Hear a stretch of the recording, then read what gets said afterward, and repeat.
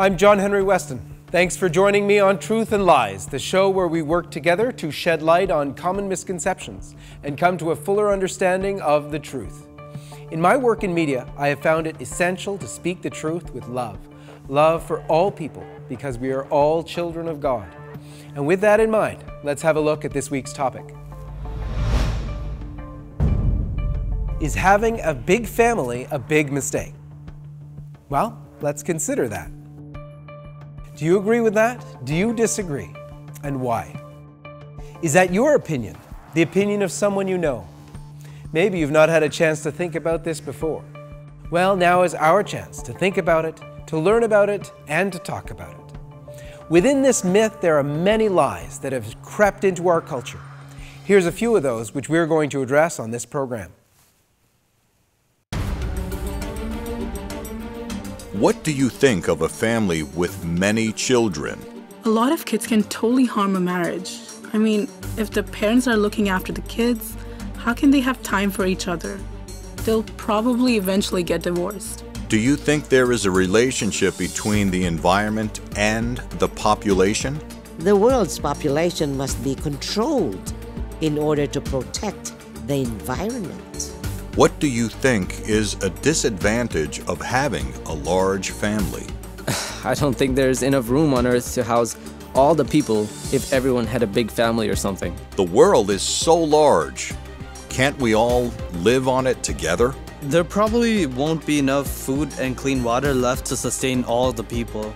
Do you think large families take more resources? Large families lead to poverty.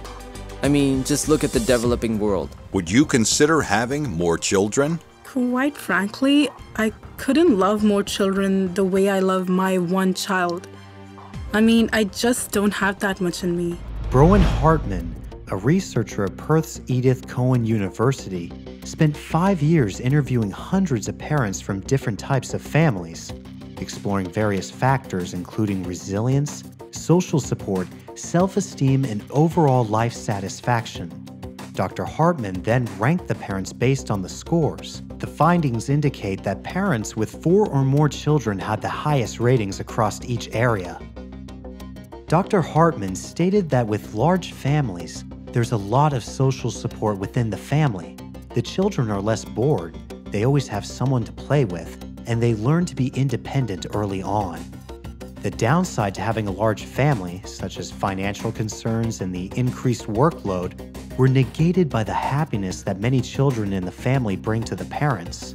Dr. Hartman explains that parents accept that there is chaos in their lives, but it does not negate the happiness they get from their families.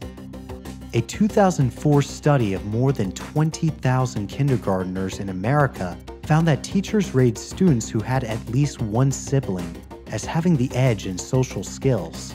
They were better at making friends, helping other children, and were more in tune to the feelings of others. Compromise and cooperation are just some of the positive results children can benefit from having multiple siblings. These abilities help children build more positive relationships with one another. Children from large families have a great opportunity to learn cooperation at an early age than children with smaller families, as they have balance getting along with many siblings. These children also take on more responsibilities, both for themselves and often for younger brothers and sisters. In addition, children in large families must cope with emotional crises of sibling rivalry, from which they learn important lessons that aid them later in life. To speak more about large families, we have in the studio Mr. Tom Huckins, Community Relations Officer for Immaculate Heart Radio. And so, Tom, Lisa, if you can tell us, how do you live? Sure. Well, we're blessed to be able to homeschool. One thing that we wanted to mention. We have a small farm on which we raise a lot of the food that we eat, all the meat, and a lot of the fruit and vegetables as well. And, you know, the home sort of is the place where we really want our children to find out who they are. I guess beautiful is one of the reactions you get from some people at least. And You mentioned that you're homeschooling and that you have a farm. Okay, so in addition to 6 children, you have a farm with animals, you mentioned. Yes. I think many people would think, wow, how can you deal with 6 children? And yet you're doing more than that, and you're homeschooling. We even have a milk cow. So, I mean, it's not just the animals out there in the pasture bucolically just eating grass, but we actually get up at 6 in the morning and milk the cow. Wow. And so, how do we do it? Teamwork. A lot of teamwork. Everybody helps. And it's everybody working together. God's grace helps it all run. Beautiful. Now, but homeschooling is an extra challenge. It must be. Now, how does that work? Well, it worked through circumstances. My husband was actually a principal of a private school. And when we moved back to California, circumstances demanded that we wait before we put our children into school. And it was a great blessing. We had the opportunity to start homeschooling. And each year we reevaluated and said, yes, let's try another year. And there's a tremendous amount of opportunity out here in California for homeschoolers. A lot of support, a lot of opportunities, and we've just continued on. So, I guess a lot of people might think, a large number of children, wouldn't that affect our relationship negatively? Probably one of the big concerns for people. How do you feel that having your children as your family grew, how did it affect your relationship? solidifies it. This is our family. Each child's a blessing. It's grown our hearts. It's taught us to be generous and sacrificing. Even when it's difficult, you always look at the children and they'll remind you, oh no, you do have to sacrifice right now, or you do have to love, you have to be nice to Papa. They're one of the biggest reminders of how to live charity. They teach us, so it's very beautiful. Yeah, and I was just thinking that, we both come from fairly large families. There's 12 in mine and 8 in Lisa's. So for us, 6 is not that big of a family, but it is, it's challenging. Mm-hmm. And we prayed about it each time that we had a child, and then, the next one wasn't there yet, but you pray about it and you say, Lord, what do you want? Mm-hmm. And we're open. And if you want us to have more children and we're able to do it, then so be it. And each one is just an individual that is totally different from the rest, and a gift, and just exciting to find out what they're going to be like. I think the challenges are there.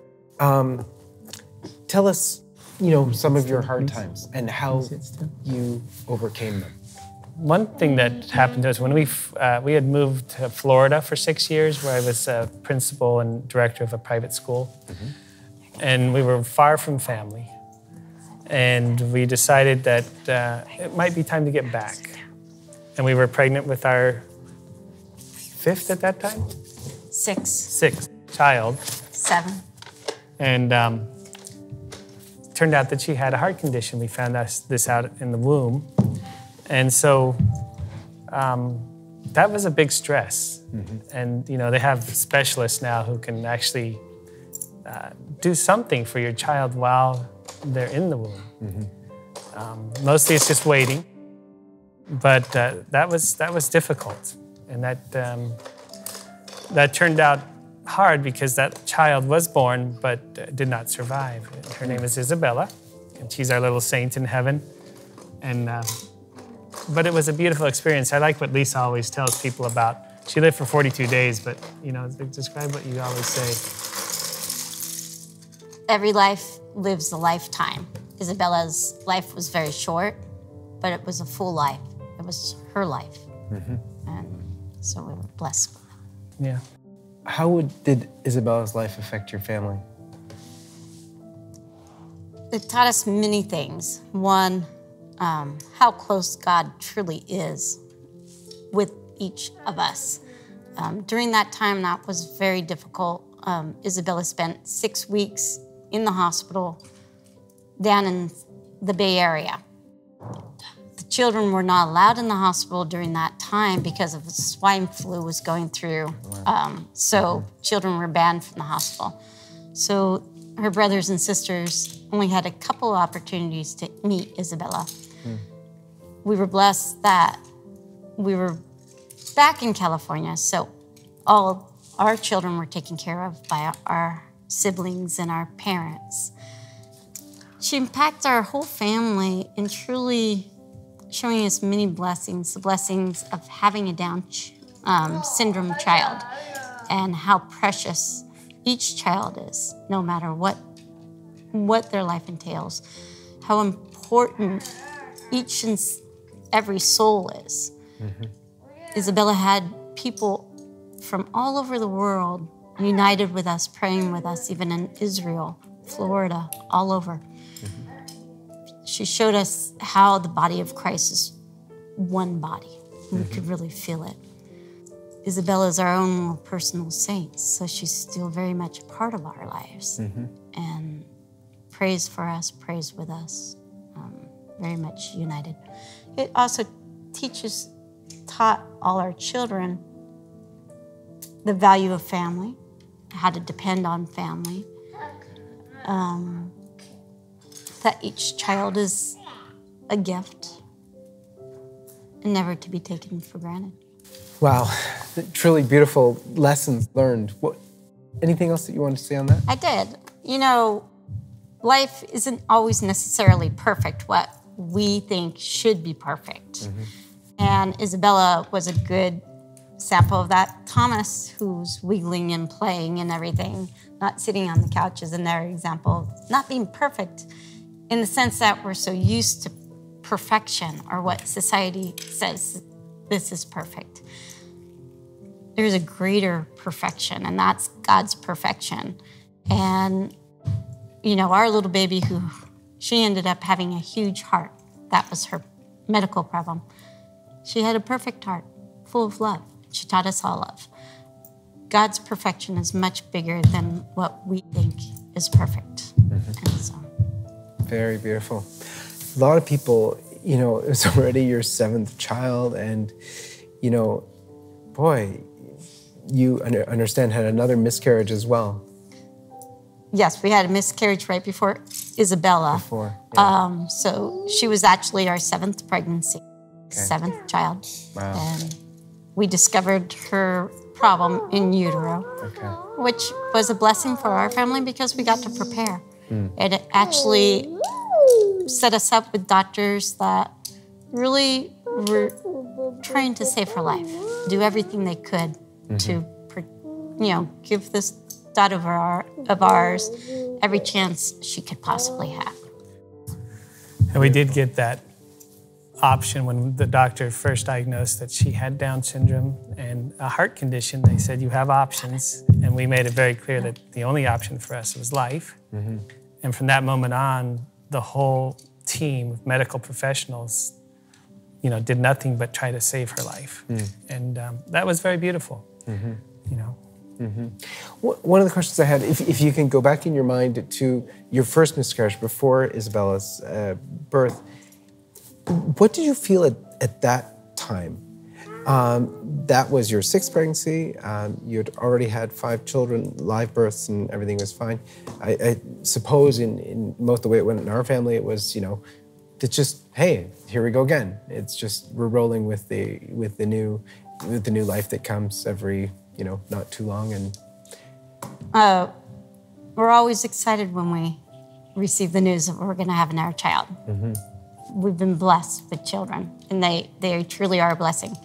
When we lost, we named him Rocco Mary. When we lost him, I couldn't believe the grief that I truly felt my whole body.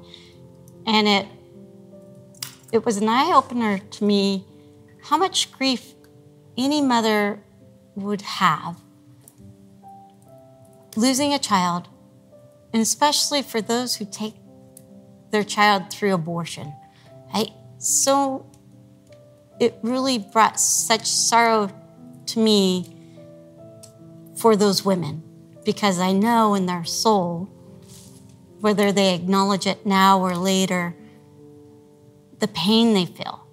And that was hard to see how much pain abortion truly causes everybody, especially the mothers. I feel our society has really victimized women by this giant lie that abortion is an option, because it hurts everybody. So, absolutely. I think one of the thoughts of people outside of, well, maybe the faith or looking at the outside to large families, they think, oh, that's already your 6th pregnancy. I mean, aren't you thankful that you didn't end up with a 6th child? I know now you have, but I mean, at that point, people could have said something like that. How would you respond to them? Well, we've had those comments since I had Zachariah and Cecilia, and I was pregnant with Magdalena. And I've had people come up to me and ask me, what are you doing? How could you bring their child into? And at times it took me aback. And then you look at those children and look at these beauties. How could you say that? Tom and I are both from large families also, so we had the experience of seeing my brothers and my sisters, what they have given back to the community. Doctors, policemen, nurses. So we see the positive of what every human gives to not just the family, but to the community as a whole and our nation as a whole. And I often got the comments with all the children, with the 5 children, boy, your hands are full. And our comment back is always, yes, full of love. Our hands are full of love. It's a gift. Absolutely, absolutely. It's so beautiful to hear your responses. Obviously, we have a similar experience in my own family, and one of those almost questions that I always hear, and I'd love to hear your response to it. Don't you know what causes that? I've always heard that. I'm thinking, what? Seriously? Our response, or my response, it was actually a comic kind of response, was yes, and we've agreed to keep our toothbrushes in separate glasses. Well, one thing that we always do when we do pray about each, do we have another child? Because the church doesn't ask us to have unlimited children, and it's perfectly a beautiful family if there's 1 or 2 or 3 or whatever. But we also have to think about it and say, okay, do we have the finances? Is our health good? Is this the right time? And, we pray about that. So it's not just let's go. It's let's pray about it. Let's think about it. Let's be reasonable about it. But let's also have faith and say, okay, God wants it, then we'll be able to handle it. We'll have what we need to go forward. Absolutely. I think many people think, and maybe we should start talking about this, many people think of this in terms of finances. I'll never be able to afford even 2 children, let alone thinking of more than 2. 6 is whatever, but I can't afford 2. What would you respond to that? Well, it is very expensive. I don't deny that. And life in general, whether you have 1 or 2 or 6, it's expensive. But there are resources, and I think in our country especially, we have the opportunity, or North America in general. But I was also thinking about that in, if you lived in a poor area, a developing country, and I have had the opportunity to visit some of those countries, especially Latin America, and where you find the working poor with large families, they're not destitute, they're not unhappy, they're not unhealthy, and they really have a beautiful life, and they treasure their children. They're the greatest treasure they have. So I think that human ingenuity will find a way with God's grace you know, and you work a little harder, you find the way to make it happen. Our farm is an example of that. We try to raise our own food to help cut down the $1,000 a month grocery bill that we usually have. Very often, I've heard women say, wow, I don't think I'd have enough love for another child. First time you look at your first child, you didn't realize your heart could love so much. And each and every child after that, it just keeps growing. Where are you getting your strength from? How is this even possible? A large family is my biggest challenge, yet greatest rewards. And God really spoils us also.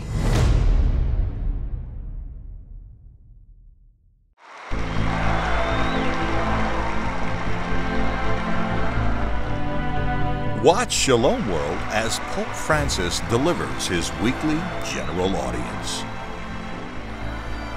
Live from the Vatican. Servicio que ci ha fatto Cristo. Wednesdays, live at 4 a.m. Eastern Time. Encores Wednesdays at 12 p.m. and 6:30 p.m. Eastern Time.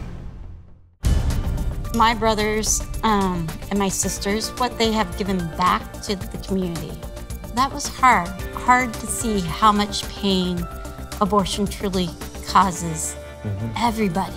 But homeschooling is an extra challenge, it must be. There's a tremendous amount of opportunity out here in California for homeschoolers.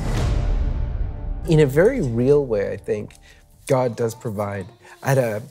When I was, I think we had 1 or 2 children, I remember a man came over who had 5 kids. And basically I was saying to him, how do you do it? I mean, we'd like to be there, but that was seeming, whoa, how did we get there? And he said to me, I forget what nationality it was, it might have been Polish or something. Anyway, he said they have a saying that each new child is born with a loaf of bread under his arm. It's just to sort of the teaching that sort of God provides in a very real way, even for you financially. And it leads me to a second question. Very often, and that's typically a guy's question, but very often I've heard women say, wow, I don't think I'd have enough love for another child or for that many children. Because I mean, I love my baby, but how could my heart's not big enough. I don't think I could have more love, enough love. And your heart's not big enough. God grows your heart. Each child, it's a huge growing process. It just multiplies. It doesn't shrink. Your heart's not made out of glass. It expands. And God expands it tremendously. First time you look at your first child, you didn't realize your heart could love so much. And each and every child after that, it just keeps growing. And that's, you know, they talked about the Blessed Mother having a large heart. She's all our mother, you know, so her heart's very big. Beautiful.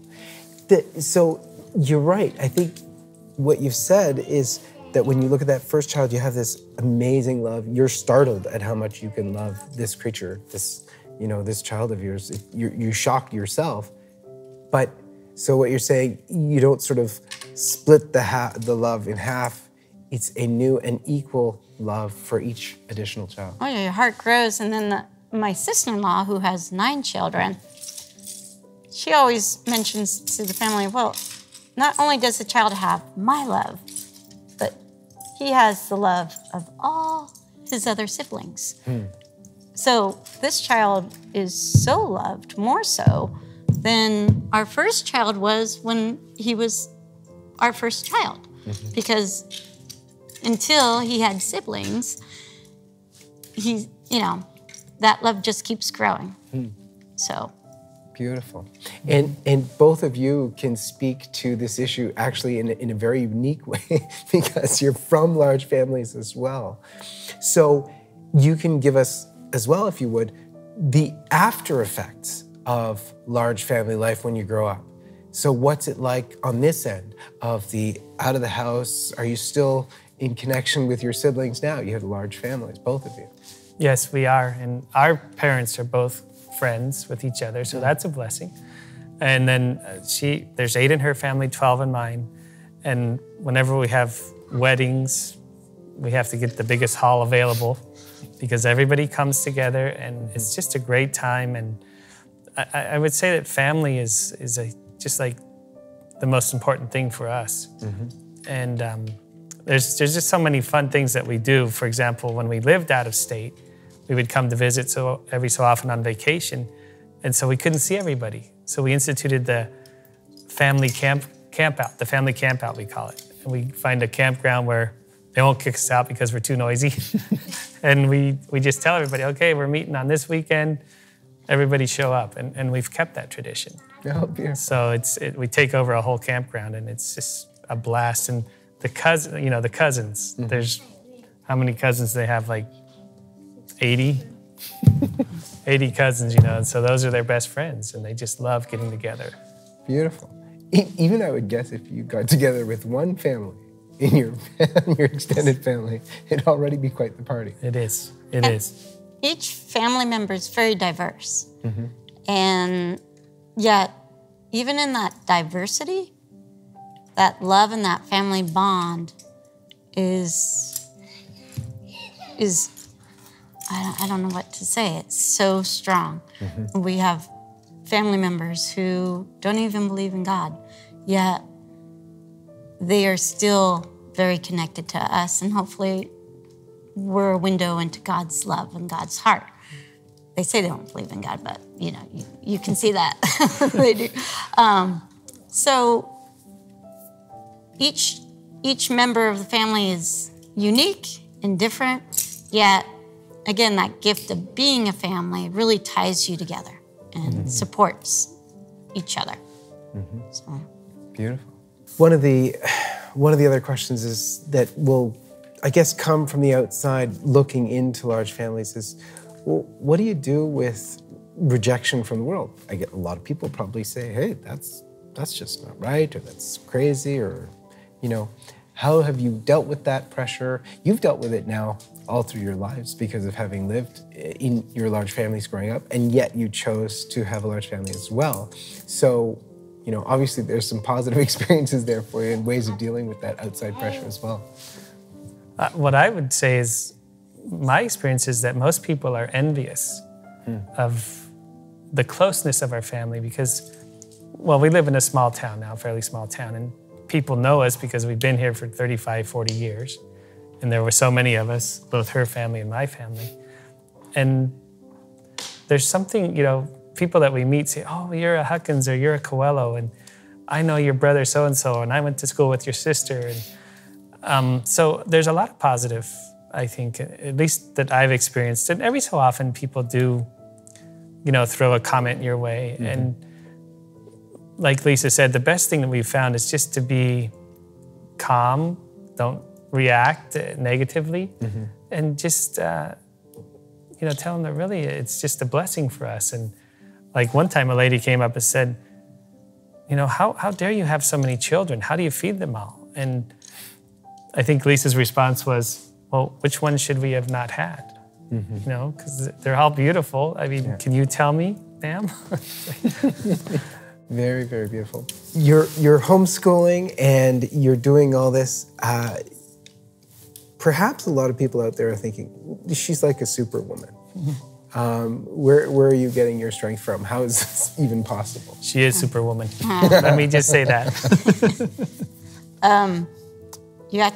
We had a bishop confirm Cecilia a couple weeks ago, and he mentioned, like a cell phone, you have to plug it in order to get the power source to keep the batteries charged.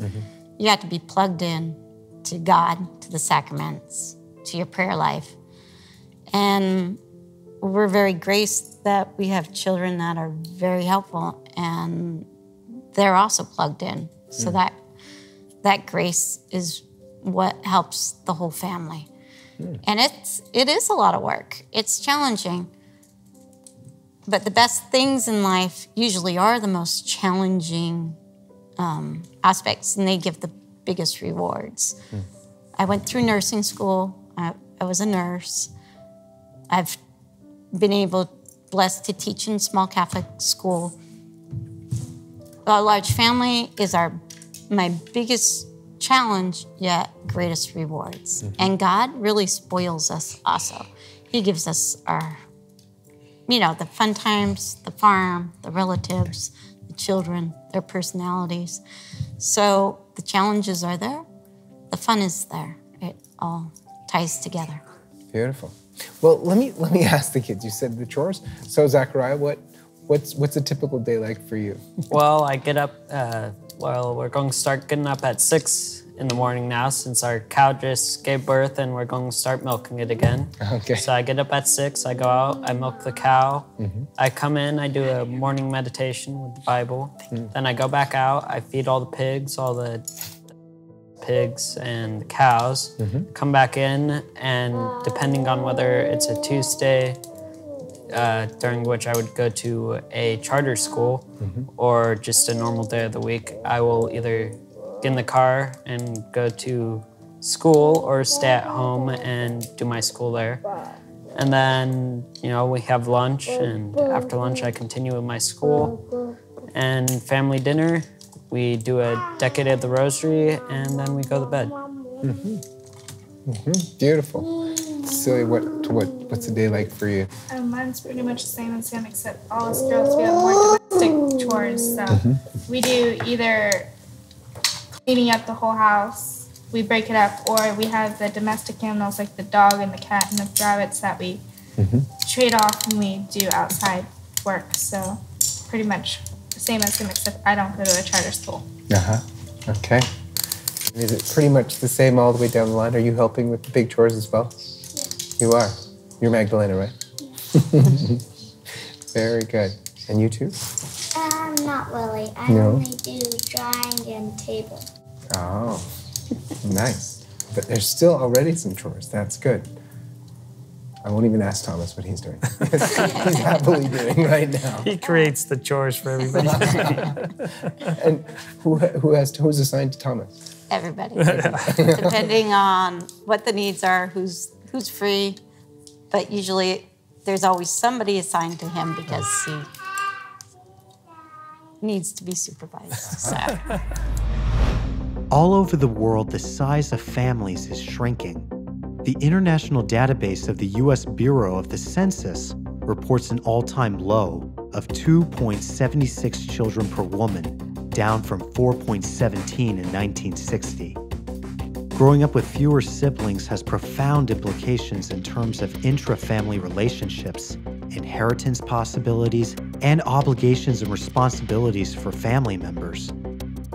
There is growing recognition that siblings play potentially important roles in socializing each other's social, emotional, and cognitive development.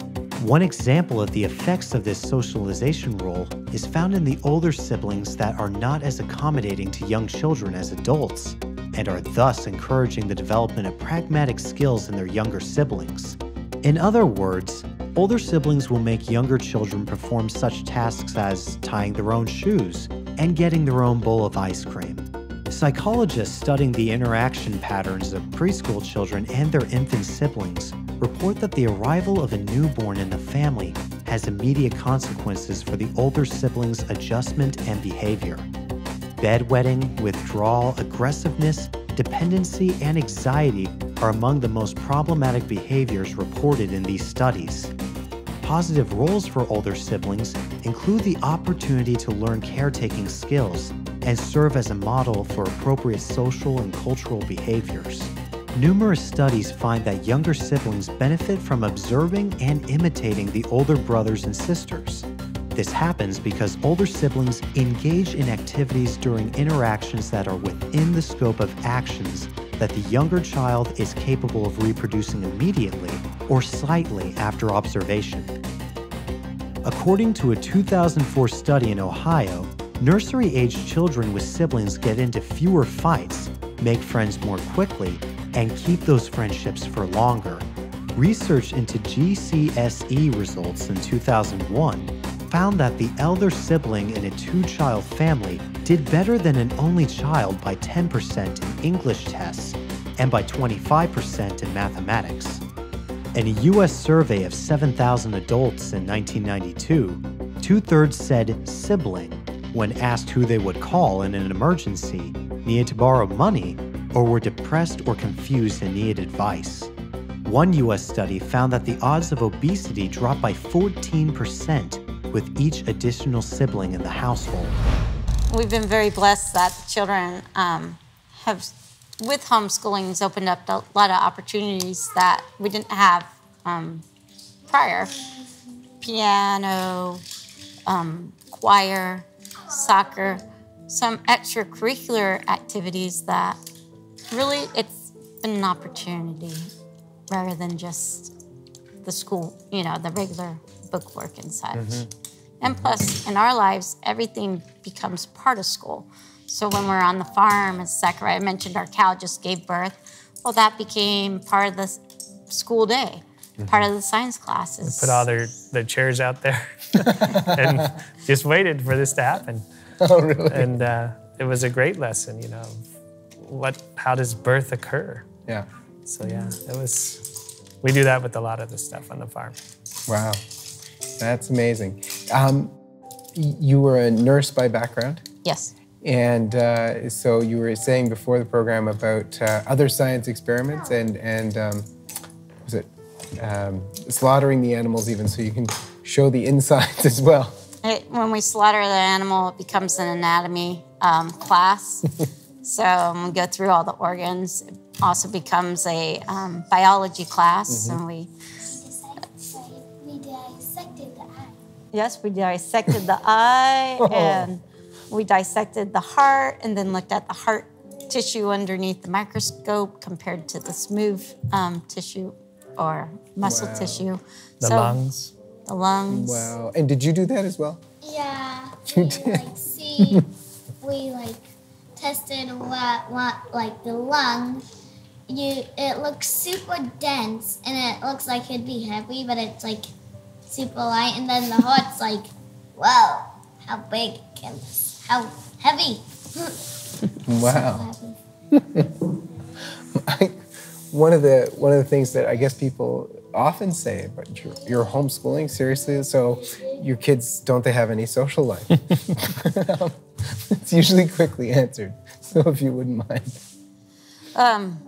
Their social life evolves for us. We're lucky that we have a very involved parish. So a lot of their social life is directly involved in the parish community. Church choirs, church activities, church friends, but also then there's the sports and being on the farm. We have visitors to the farm to see what's farm life about. And then there is, in our community, a very large homeschool group support system. And in fact, this last Saturday, we decided to get all the 13-year-old girls together, 13, 14, and have a movie night. So the homeschool moms came over with their daughters, had a wonderful movie together, fellowship. I mean, there's just one opportunity after another. Plus, because we're homeschooled, our schedule can be a lot more flexible. So if we want to go visit somebody, we have that opportunity in the middle of the day rather than having... You were mentioning they came to your house. Is that where this happened? Wouldn't they have thought, oh, we can't go there, it's way too crowded over there? Well, I mean, it was crowded, but you know, it was fun. And the girls, obviously, they loved to get together and chat, and they watched the movie. They had a great time. And you know, speaking about socialization, I find that a lot of homeschoolers, or at least in our experience, they're interacting with people of all different age levels. They're not just kind of locked into a classroom with a bunch of 10-year-olds or 11-year-olds or 12-year-olds, but they're interacting with adults a lot more, children of all ages, from babies up to college-age kids. And so I find it to be a much more diverse socialization than you might find in your typical school, in a way, you know? I think that's very true of large families. The interaction with kids of all ages. I've found in my area there are a bunch of larger families, and one of the things that struck me when I came into the community was that these older children would play with children 3 and 4 years younger than them. And to me at the time, it was shocking. We only had a couple kids at the time. And in fact, on my way up to my now close friend's house, I said to my daughter all the way up, look, there's an 8-year-old there with her best friend. You're 4, they're not gonna wanna play with you. So you stick by mommy and daddy, they're gonna go off and play, don't be upset. They're 8 years old, her and her best friend, they're there, Got there, and they spent half an hour trying to drag her away until I ordered. I said, go already. And it's an amazing, amazing thing. And both these girls from large families. And that, to me, was so startling. But what it really sent home was the large family life, you're actually interacting with children of, these different ages. And so there's a much greater propensity. Not only that, how about Zachariah, Cecilia, all your kids actually, they're very well spoken with adults as well. There is an ability to interact over ages that comes, I think, with large families too. Right, I think it promotes communication, openness to other people's point of view, and not sort of saying, well, that kid's a year younger than me, I can't talk to him or can't play with him or her.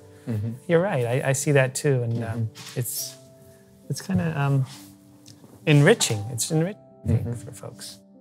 Well, we probably saved the hardest question for last, and that is, okay, it must be a zoo in there, all that fighting. Is there tons of fighting at home? So. We should let the kids answer that. What does that mean? Sort of. Sort of. Halfway in between.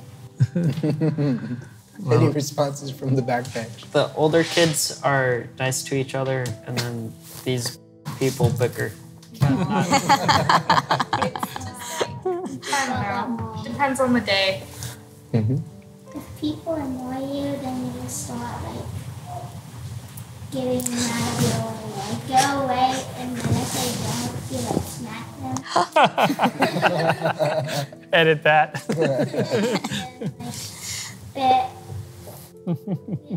You don't stay mad at each other for long. You just yell at them once, and then 5 minutes later you're playing with them.